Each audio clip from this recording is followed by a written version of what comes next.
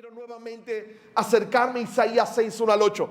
Pero en esta ocasión quiero que miremos a Dios actuando. Y son unos versos donde Dios tiene la intención de decirle a Isaías que Él está trabajando. Y la forma en cómo se presenta a Dios es como un rey. Y ese es el tema de mi sermón. El rey está trabajando. Y lo que esto significa. ¿Qué tal si te pones sobre tus pies, tomas tu boletín y me acompañas a Isaías? A Isaías capítulo 6.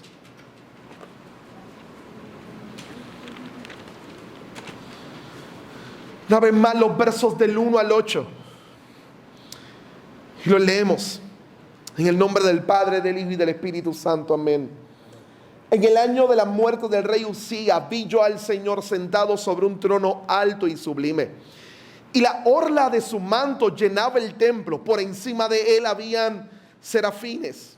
Cada uno tenía 6 alas, con 2 cubrían sus rostros, con 2 cubrían sus pies y con 2 volaban. Y el uno al otro daba voces diciendo: Santo, santo, santo es el Señor de los ejércitos. Llena está toda la tierra de su gloria. Y se estremecieron los cimientos de los umbrales a la voz del que clamaba, y la casa se llenó de humo. Entonces dije: ay de mí, porque perdido estoy, pues soy hombre de labios inmundos y en medio de un pueblo de labios inmundos habito. Porque mis ojos han visto al Rey, el Señor de los ejércitos. Entonces voló hacia mí uno de los serafines, con un carbón encendido en sus manos que había tomado del altar, con las tenazas. Con él tocó mi boca y me dijo: esto ha tocado tus labios, y es quitada tu iniquidad, y perdonado tu pecado. Y oí la voz del Señor que decía: ¿a quién enviaré? ¿Y quién irá por nosotros? Aquí estoy, envíame a mí, le respondí. Palabra del Señor. Puede tomar asiento.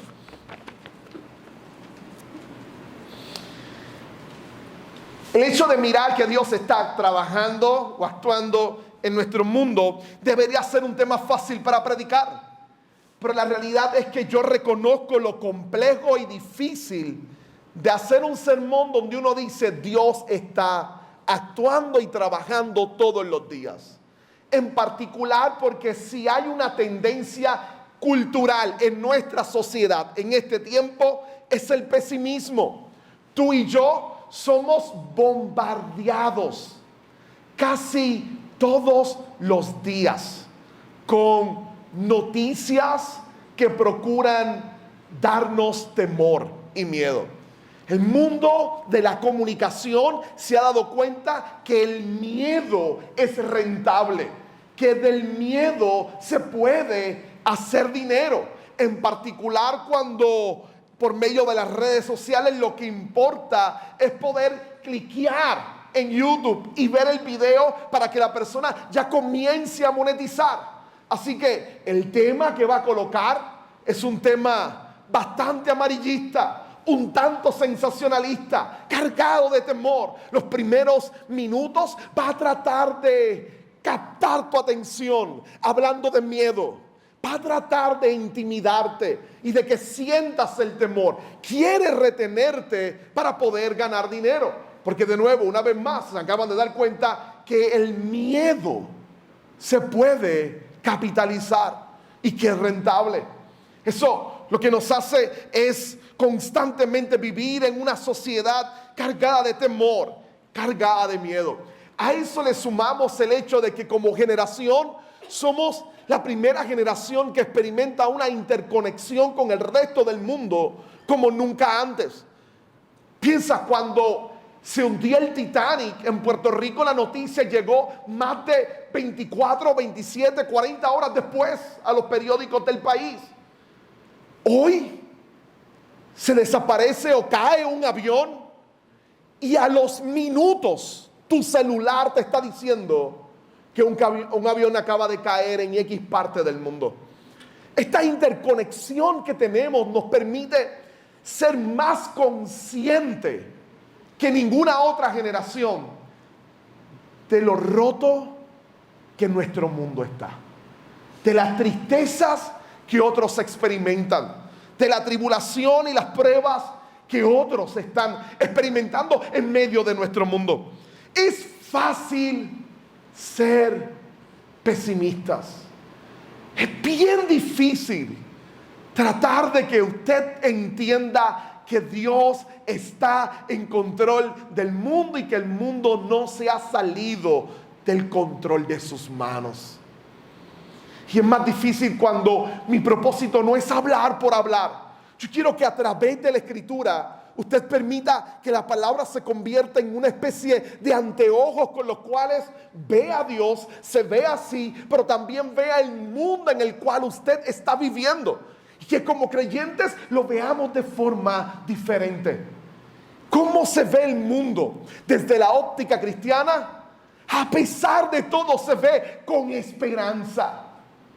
Míralo, y lo observas cuando miras la pregunta del Catecismo Menor de Westminster hoy en tu boletín. Cuando habla de Jesús como Rey, dice, Él está gobernándolo todo.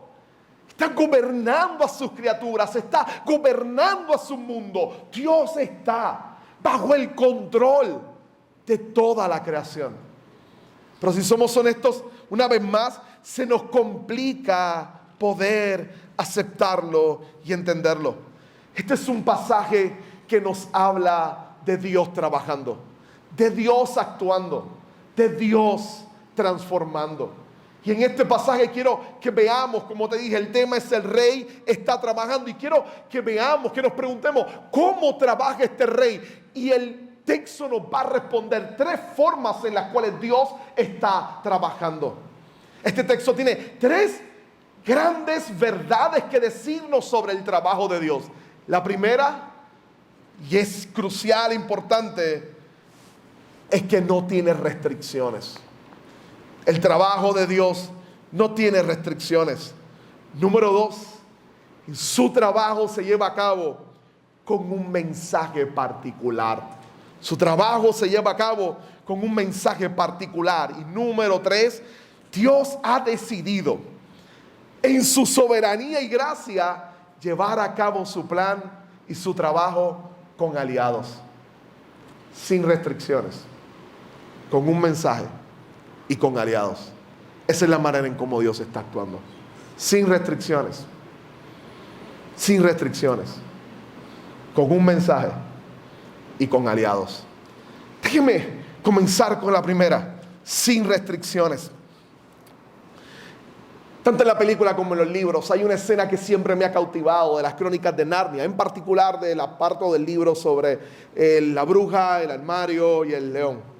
Y es una escena, varias escenas, pero es la narrativa que está detrás de todo lo que está sucediendo cuando te das cuenta de que los hijos de Adán y Eva han entrado a Narnia. Y mientras están en Narnia y la bruja está tratando de controlarlos a ellos, sabes que aún el mal está siendo atacado y se siente desesperado. Te das cuenta que dentro de la población de Narnia la gente está empezando a tener esperanza. Y la razón, aunque todavía ellos no han visto quién es Aslan, es que el invierno está cediendo. Y es casi antes de que ellos vean al león, antes de la gran guerra, ya la victoria de Aslan se está dejando sentir solo con su presencia en Narnia. Su presencia es suficiente para hacer que el invierno largo que estaban viviendo empiece a llegar a su fin y surja de en medio de los campos llenos de nieve la primavera. Ya te está hablando de ese nuevo mundo que está surgiendo debido a la presencia del león creador de Aslan. Este pasaje es Dios diciéndole a Isaías: yo estoy trabajando. Y la sola presencia de Dios es suficiente para que Isaías se dé cuenta que esto no se trata de su habilidad o de cuánto él se esfuerce, sino que ya Dios está trabajando y actuando mucho antes de que él naciera. Quiero que vean la manera en cómo comienza directamente a presentarlo. El pasaje tiene varias imágenes de acción de Dios. Una acción definitivamente sin restricciones. Él está actuando. Vamos a mirar las imágenes que está presentando. Está en un trono alto. Sus mantos, la horda, el borde del manto está llenando el templo. Pero toda la tierra está llena de la gloria de Dios. Él está actuando y trabajando. Y lo hace sin ningún tipo de restricción. Y aquí es que está lo importante hoy en el sermón. Porque nosotros tenemos la tendencia de poner restricciones a la acción de Dios. Dios actúa si se dan ciertas condiciones para que su plan se lleve a cabo. No, Dios no necesita condiciones previas para hacer lo que Él desea hacer. Él no necesita condiciones previas. Al contrario, es experto trabajando en condiciones que parecen totalmente opuestas al plan de Dios. Quiero que lo veas con Isaías conmigo. Lo primero es que Dios actúa sin restricciones de situaciones políticas. Dios actúa sin restricciones de situaciones políticas. Por ejemplo, te decía que Isaías, si lo dice al principio, lo puedes ver ahí en tu boletín, el verso 1, él sitúa esta visión en un año particular de Israel, en el año de la muerte del rey Usías. De nuevo, este es el rey más exitoso en toda la historia de Israel. Pero al final de su reinado, su gobierno se está viniendo abajo. Era la época dorada, el siglo VIII, crecimiento cultural, crecimiento económico, crecimiento social, crecimiento político. El monarca que más había durado, uno de los mejores o el mejor en la historia después de David, de Israel. Era el momento cúspide de la cultura hebrea en Palestina. El momento cúspide de su cultura. Sin embargo, la decadencia estaba empezando a experimentarse. Y aquí pudiera generarse la ansiedad en medio de la decadencia moral, en medio de la decadencia económica, la decadencia política, pensar, Dios nos ha abandonado. Se fue. Sin embargo, la visión de Isaías reta ese principio, porque mientras que el trono está vacío en la tierra, el trono de los cielos está ocupado por el Rey de Gloria que se está presentando en estos versos. El Rey de Gloria sigue sentado. Tú y yo a veces tenemos la idea de que se necesitan ciertas condiciones políticas en un país para que el evangelio pueda correr y crecer. Y un pasaje como este y como muchos otros en la historia de la iglesia nos muestra que Dios no necesita de condiciones previas y mucho menos políticas para que el evangelio corra y florezca para gloria y honra de su nombre. Porque Él está sentado en el trono. Porque Él gobierna sobre todos los príncipes de la tierra. Porque Él es el Rey de Reyes y el Señor de Señores. El evangelio no crece en espacios políticamente amigables. El evangelio crece en espacios políticamente amigables y políticamente hostiles. Porque no se trata del poder humano, sino del poder de aquel que está sentado en un trono alto y sublime. De nuevo, es necesario que el momento en que las noticias sobre una sociedad contra el cristianismo se vuelve la norma y la cotidianidad nuestra todos los días. Cada vez que noticias de crisis económica o de problemas políticos empiezan a amenazar tu día y a tratar de intimidar o atemorizar tu existencia, recuerda, Él está sentado en un trono alto y sublime. Él gobierna toda la tierra. Las condiciones políticas no son restricciones para Él. Tampoco la situación moral. Recordemos que cuando miramos los primeros 5 capítulos de Isaías, están cargados de denuncias contra la inmoralidad de este pueblo. Ay de ustedes. Y menciona todos los pecados que ellos estaban haciendo. Yo no pudiera pensar, si Israel está tan rebelde y está tan opuesta a Dios. Pero entonces Dios debería abandonarlos a ellos. ¿Y cómo se va a ver esto eventualmente después, cuando los profetas van a decir que Dios abandona el templo? Pero en este momento a Isaías se le presenta un templo diferente.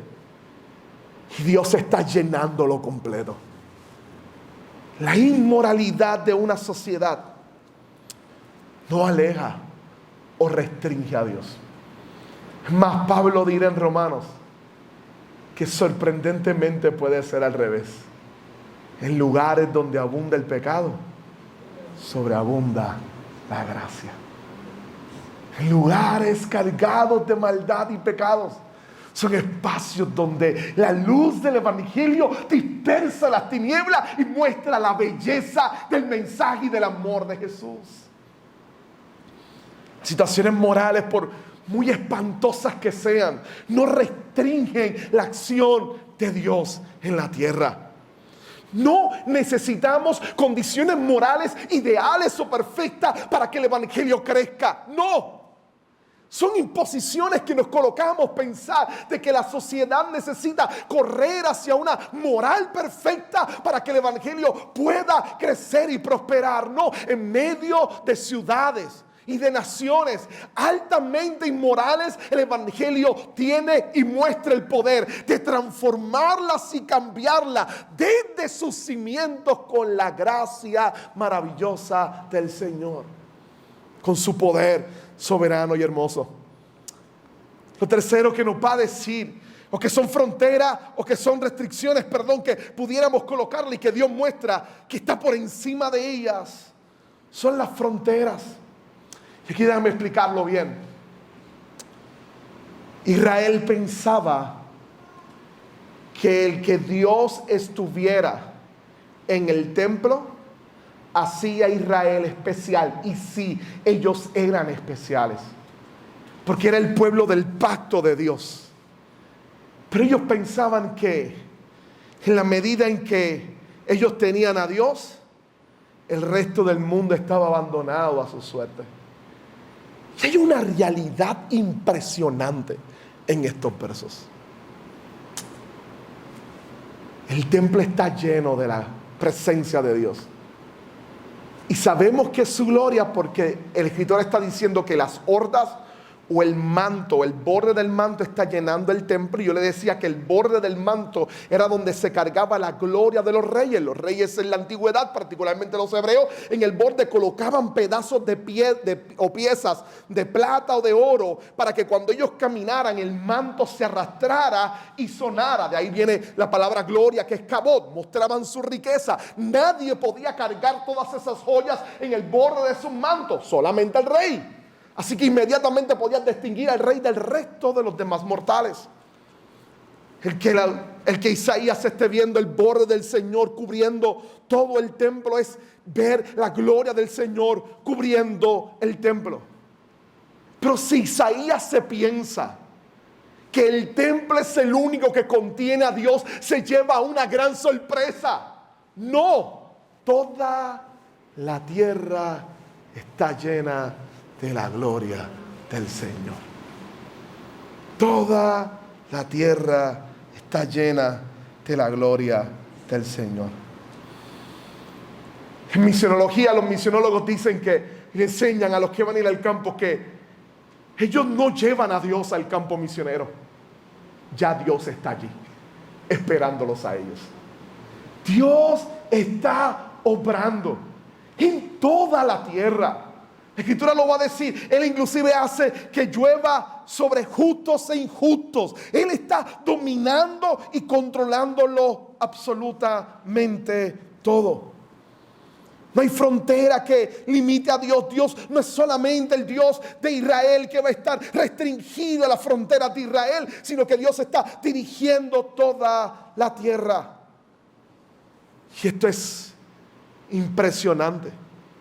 Porque si recordamos la identidad de Israel en el llamado de Dios a Abraham, ese era el propósito de Israel.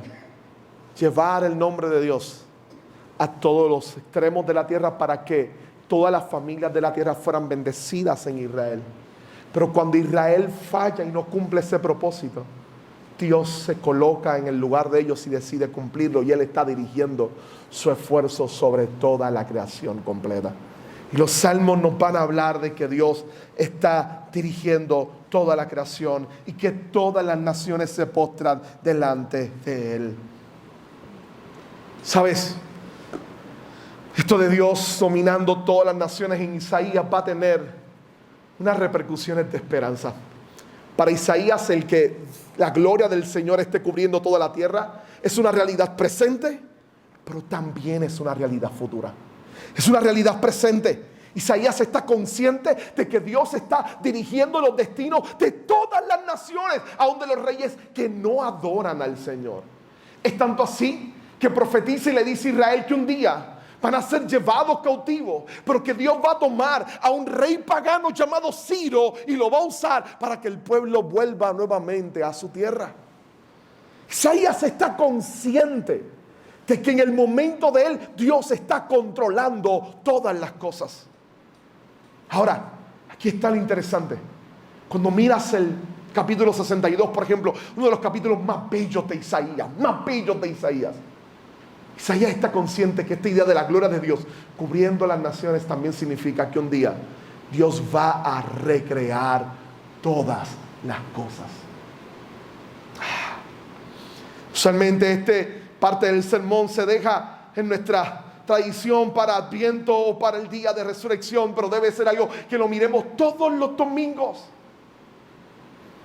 ¿Cuál es el plan de Dios? ¿Qué Dios quiere hacer con el mundo? No es destruirlo. No hay ningún verso que diga que Dios quiere destruir la creación. Ese no es el plan de Dios. El plan de Dios es restaurar su creación completa, recrear todas las cosas. Y en el capítulo 62 Isaías le dice: Dios va a hacer un cielo nuevo y una tierra nueva, y la gente se va a gozar. Su pueblo se va a reír, van a volver a reírse y a gozar de lo que Dios va a hacer. Ese es el propósito de Dios. Inundar la creación completa de su gloria para que la humanidad pueda vivir el propósito para el cual Dios la creó. Glorificarle a Él y gozar a Dios. Reír.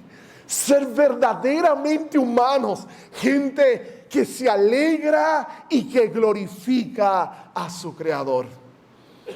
Gente que alegra y se glorifica en su Creador.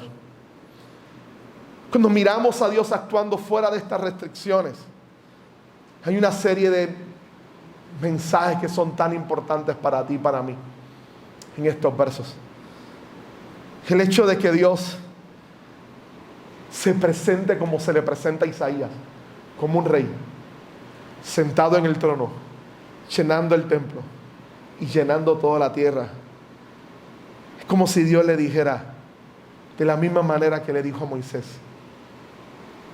en el monte Sinaí: Él es misericordioso, lento para la ira y grande en misericordia y verdad. ¿Por qué misericordioso? Písalo conmigo una vez más. Este pueblo se ha alejado de Dios, se ha olvidado de Él. Viven totalmente de espalda a los propósitos de Dios, abusando unos de otros, matando con violencia e inmoralidad. Y aún así, su rey, un rey bueno, termina sus últimos días con un acto de retar a Dios, igualmente de soberbia, y su cultura floreciente empieza a caer. Y justo cuando sucede eso, Isaías se da cuenta de que Dios no ha abandonado a Israel, de que Dios no se ha frustrado y le ha dado la espalda a Israel. Él está sentado en su trono y continúa trabajando. Él es un Dios de misericordia y está ahí, no en plan de juzgarlo, sino en plan de redimir y transformar a aquel que es su pueblo. Muestra también no solamente que Dios es misericordioso, sino que Dios es fiel. El que Dios esté actuando implica su fidelidad y su misericordia. Está trabajando no solo en Israel, sino que su gloria llena toda la tierra. Él es fiel. Y ese Dios misericordioso y fiel es un Dios que está profundamente activo. Profundamente activo. Él está trabajando aún fuera de las fronteras del propio Israel. ¿Saben? Uno de los beneficios o los regalos de poder enseñar en el Seminario Teológico de Puerto Rico ha sido el que por los últimos 4 años como profesor de teología me han permitido dar una clase que es la que más he repetido, y es la clase de teología en el contexto global. Teología en el contexto global. Y esto me ha permitido estar pendiente y al tanto cada vez que enseño la clase sobre las estadísticas del crecimiento del cristianismo. ¿Sabes? En Estados Unidos, una encuesta reciente, un estudio reciente en Estados Unidos en los últimos 25 años, escucha bien, en los últimos 25 años han abandonado la iglesia más personas que las que se unieron a una iglesia en los 2 grandes avivamientos y en las campañas de Billy Graham juntas. En los últimos 25 años nada más se han ido de la iglesia más gente que las que se adherieron a la iglesia en el primer Great Awakening o el Gran Despertar, en el segundo, el de Jonathan Edwards, el de Charles Finney y las campañas de Billy Graham juntas. Y uno dice, ¿qué pasa? Sin embargo, el cristianismo no ha decrecido. Este año, después que los informes del 2024, contra todo pronóstico, el cristianismo creció más de un 1.8%. ¿Y cómo? Si en Estados Unidos está decreciendo. Y ahí está. Nuestra percepción de lo que Dios está haciendo en el mundo se encuentra en pesimismo por nuestra relación a mirar solo lo que sucede en los Estados Unidos. Pero te doy noticias. África y Asia están ardiendo con el poder del Evangelio y la gracia de Dios está extendiéndose de manera gloriosa sobre esos lugares. Es más, ¿sabes cuál es el país de mayor presbiterianos en el mundo? Pero por mucho, no es Escocia, donde se formó. No es Suiza, donde inició. No es Estados Unidos, donde se expandió. Corea del Sur. Corea del Sur es el país de mayor presbiterianos en el mundo. Dios está haciendo cosas maravillosas en muchas otras latitudes.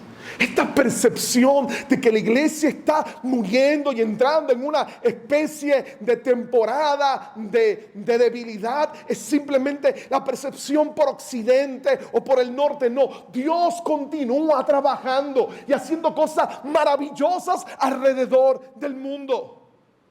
Él sigue trabajando. Él no tiene restricciones.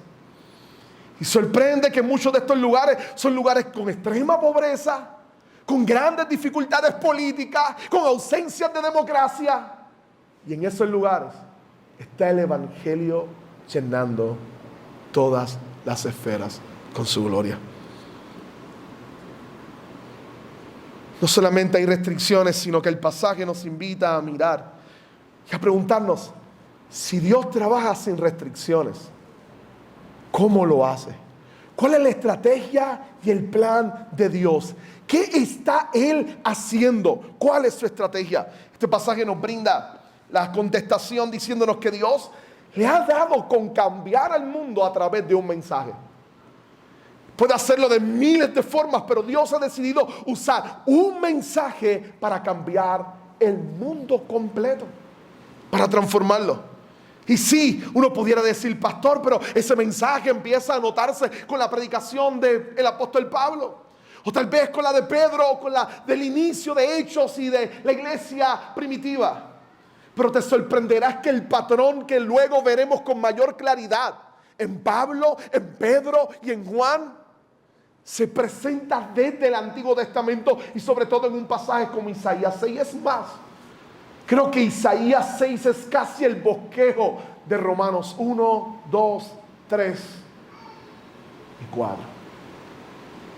Mira la forma en cómo Isaías construye. ¿Qué es lo que transforma a Isaías? Creo que alguien que ha captado esto muy bien, además de Isaías, es C.S. Lewis en Las Crónicas de Narnia, igualmente en el mismo libro.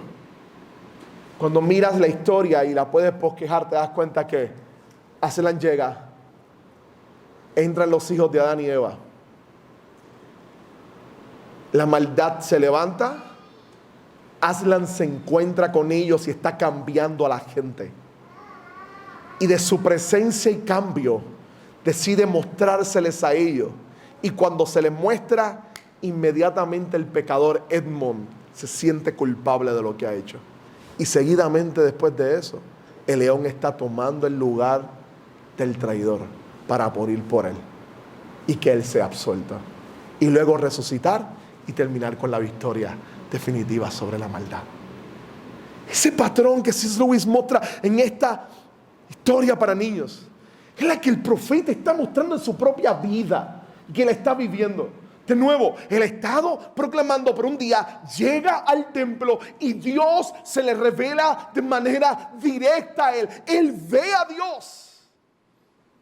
Hay una revelación directa de Dios cuando él entra. Y una vez ve a Dios y observa a Dios y lo muestra, lo que produce él es una transformación. El ver a Dios, el que Dios se lo revele, se transforma al propio profeta. Él está consciente de que está experimentando algo diferente y distinto. Y él luego de ser transformado por la experiencia que tiene, que crea una conciencia de su propia pecaminosidad. E inmediatamente hay una intervención de la gracia de Dios, tomando un carbón del altar donde se está llevando a cabo el sacrificio, lo más probable por él, y se toma el carbón. Sus pecados son limpios y él es perdonado. Entonces se observa nuevamente el patrón. Dios se le revela, su vida es transformada. Luego de la transformación reconoce su propia pecaminosidad. Luego apunta a lo que Dios en amor está haciendo para perdonar su vida. Y luego entonces es capacitado para oír y escuchar lo que Dios tiene que decirle. Esto es lo que algunos teólogos llamarán ordo salutis. Y cuán importante es entender lo que Dios ha hecho en tu vida y en la mía. Esto es crucial para nuestra relación con Dios. Porque si inviertes algo, tendrás la tendencia a pensar que se trata de cuán bueno eras y no de cuán bueno y glorioso es Dios. Dios en su misericordia un día decidió revelársete a tu vida como nunca antes.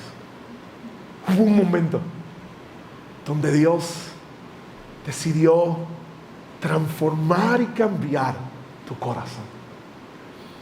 Y ese día, sin darte cuenta, sin darle autorización, sin pasar al altar y decirle, quiero que entres. No, Él entró. Y ese día te hizo consciente de lo pecador que eres. Y suena contradictorio. Te transforma para que te des cuenta de la maldad que hay en tu corazón. Pero solo cuando te transforma y eres consciente de esa maldad y de la incapacidad para tú mismo lidiar con ella, te muestra inmediatamente y te dice, no te preocupes, ya yo me encargué también de eso. Mira lo que hice. Me entregué sacrificialmente por amor. Tomé tu lugar para redimirte y perdonarte y cambiarte. Y solo transformado y consciente de tu pecado, te das cuenta de cuán grande, cuán glorioso y cuán hermoso es el amor de Dios. Y de igual manera, sin darle permiso, Él envía a su Espíritu para llenarte de su poder y gracia. para hacer de ti una persona que pueda amar a Dios y que sea auténticamente humana y pueda ahora, con la ayuda del Espíritu, disfrutar del amor de Dios y brillar como imagen de Dios en medio de este mundo caído. Te embellece, te transforma, te cambia y te hace alguien especial y diferente para su gloria. Eres distinto y diferente por la gracia y la misericordia del Señor. Y es lo que Isaías está constantemente presentando. Le decía, si lo miras, Dios se revela nuevamente de manera especial. Romanos 1, transforma la vida. Romanos 2, hay un reconocimiento de pecaminosidad. Romanos 3, y hay una intervención sustitutiva, sacrificial de la gracia de Dios. Romanos 3 y Romanos 4. Está apuntando a lo que Pablo explicará de manera clara en su carta. Ya desde Isaías capítulo 6 vimos el evangelio, y es por eso que a Isaías le llamaban el quinto evangelio, por la manera consciente de presentar el trato de Dios en nuestras vidas. Es un patrón que trabaja con nosotros y nos cambia. Y ahora quiero que lo veas una vez más conmigo. Esto es lo bello de una práctica antigua de la iglesia cristiana que deberíamos volver a retomar aquí en comunión. Aquellos que se criaron de alguna manera en la iglesia hace tiempo atrás recordarán que parte de la iglesia cristiana y su servicio era escuchar el testimonio de alguien que había sido salvo por la gracia de Dios. Y tú y yo necesitamos escuchar esas historias de transformación y recordarlas nuestras para llenarnos de esperanza.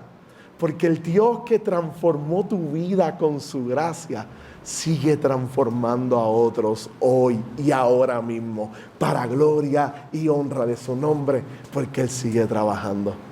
Y de la misma manera, por medio de un mensaje, por medio de su mensaje, de explicar esa obra maravillosa de salvación. Déjeme pasar a mi tercer y último punto.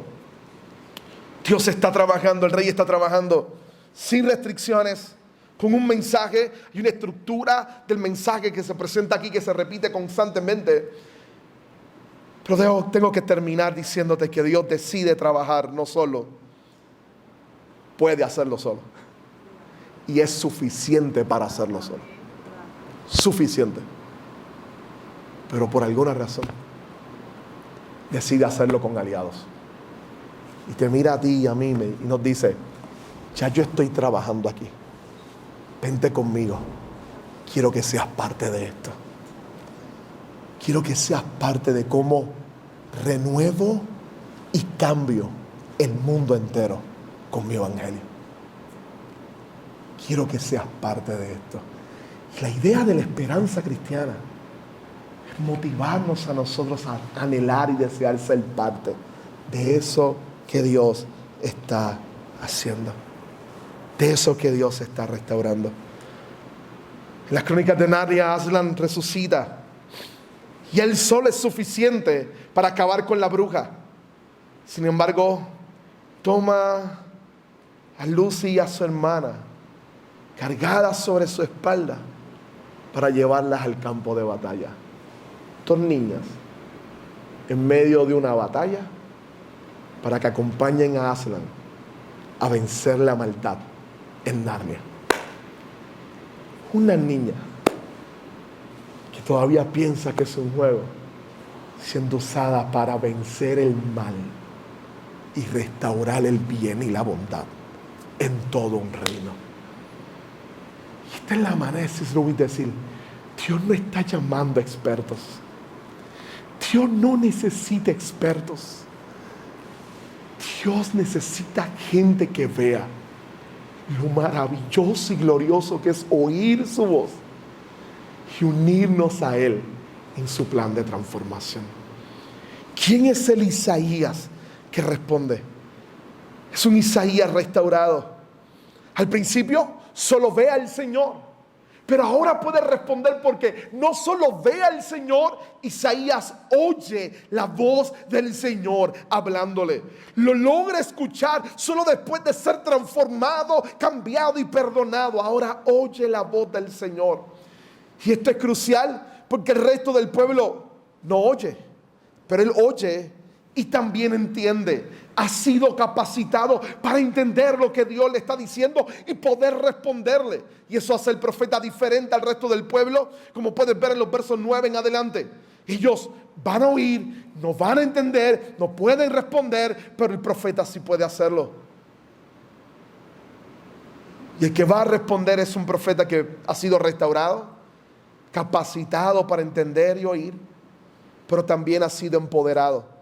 El apóstol Pablo en Hechos 8 dice algo interesante. Dice que el Espíritu Santo le habló a Isaías para darle este mensaje, y textualmente presenta los versos del 9, 10 y 11.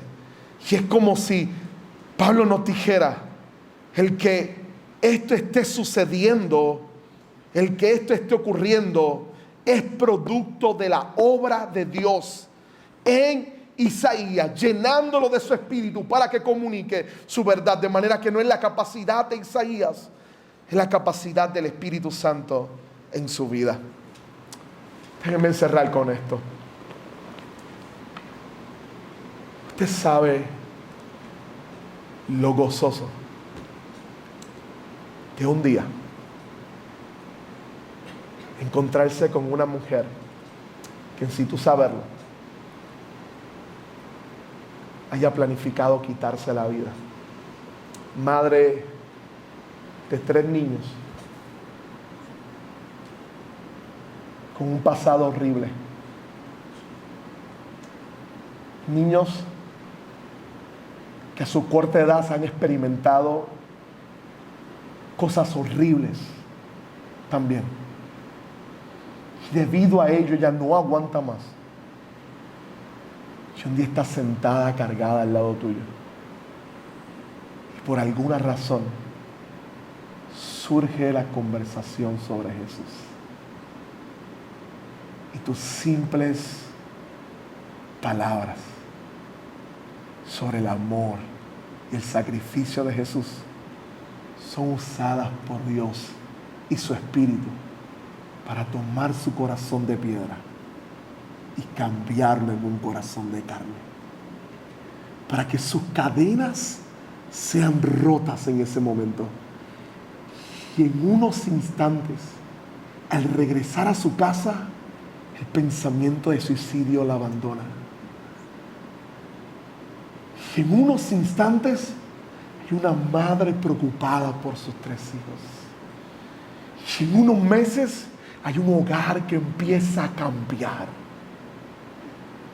Y a los meses, a los años, te encuentras a un hombre que una vez fue un niño con una mamá abusada, predicando el evangelio, que le enseñó una madre que fue sorprendida por un extraño que solo le habló del inmenso amor de Jesús.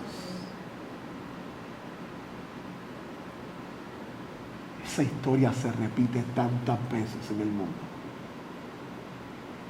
Y es la invitación de Dios a decirte: ven conmigo, transformemos a este mundo. Vamos a dibujarle sonrisas nuevas a los niños. Vamos a restaurar matrimonios caídos y rotos. Vamos a levantar familias fracturadas. Vamos a transformar ciudades decayentes y a pintarlas con la belleza del evangelio. Vamos a unirnos a alguien que es experto haciendo esto y que lo está haciendo. Y lo único que solicita es tu disposición y la mía para decirle como Isaías: heme aquí. Esto es lo que tengo. Envíame a mí. La respuesta de Dios es que eso es más que suficiente para hacer algo real y maravilloso a través de ti y a través de mí. Tú y yo necesitamos ponernos estos anteojos del Dios que está transformando el mundo y escuchar en medio de todas esas noticias negativas la voz de Dios diciendo: ven conmigo, vamos a cambiar esto para gloria y honra del Señor.